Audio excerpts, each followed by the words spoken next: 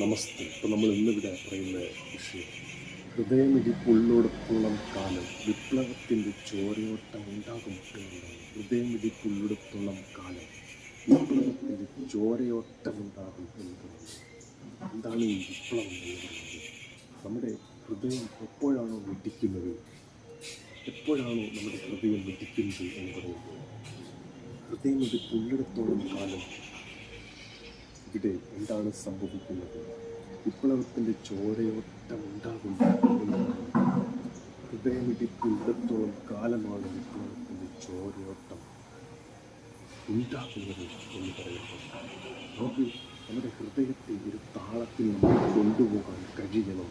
ആ സന്ദർഭമനുസരിച്ച്, ആ സാഹചര്യമനുസരിച്ച്, നമ്മുടെ പ്രവൃത്തി അനുസരിച്ച് നമ്മുടെ ഹൃദയത്തെ ശരിയായ താളത്തിൽ നമുക്ക് കൊണ്ടുപോകാൻ കഴിയണം.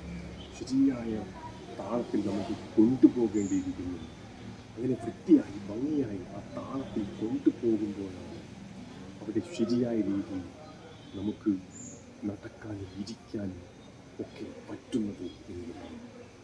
അതുകൊണ്ട് തന്നെയാണ് ഇവിടെ വീണ്ടും വീണ്ടും എടുത്തു പറയുന്നത്, ഹൃദയമിടിപ്പുള്ളിടത്തോളം കാലം വിപ്ലവത്തിൻ്റെ ചോരയോട്ടം ഉണ്ടാകും എന്ന് പറയുമ്പോൾ ഹൃദയം എപ്പോഴും തന്നെ മിടിച്ചുകൊണ്ടിരിക്കണം. ആ ഹൃദയം എപ്പോഴും തുള്ളിക്കൊണ്ടിരിക്കണം. ഹൃദയം എപ്പോഴും കൗതുകത്തോടു കൂടി ഇരിക്കണം. ഹൃദയം എപ്പോഴും ഒരു വാത്സല്യത്തോടു കൂടി നടക്കണം. ഇതൊക്കെയാണ് നമുക്ക് ചെയ്യാനുള്ളത്, ഇതൊക്കെയാണ് നമുക്ക് പ്രവർത്തിക്കാനുള്ളത്, ഇതൊക്കെയാണ് നമുക്ക് മനസ്സിലാക്കാനുള്ളത് എന്നുള്ളതാണ്. കണ്ണുകളടച്ച് മനസ്സും ശരീരവും ശാന്തമാക്കിക്കൊണ്ട് ഏകാഗ്രമായി വജ്രാസനത്തിലിരിക്കുക. ശാന്തി മന്ത്രത്തിന് തയ്യാറാവുക.